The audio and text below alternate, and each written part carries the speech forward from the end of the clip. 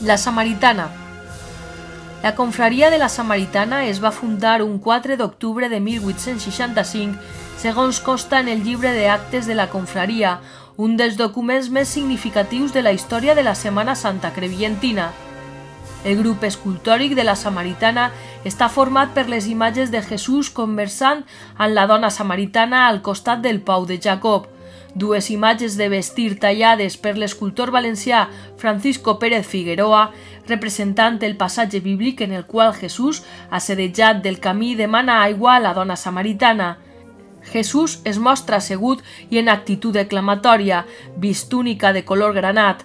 La dona samaritana destaca per la seva bellesa i elegància, portant el cànter d'aigua en el qual recollirà l'aigua del Pou de Jacob. Cal posar en valor l'escena representada per la Samaritana, ja que sense ser un pas pròpiament passionari, és una de les escenes processionals més característiques del llevant espanyol. El tronc va ser realitzat per l'oriolà Eduardo Botí el 1958, tallat en fusta adornat amb volutes i elements vegetals d'estil barroc rematat amb una corla daurada en plata. Va ser restaurat per José Manuel Pérez Soriano el 2014.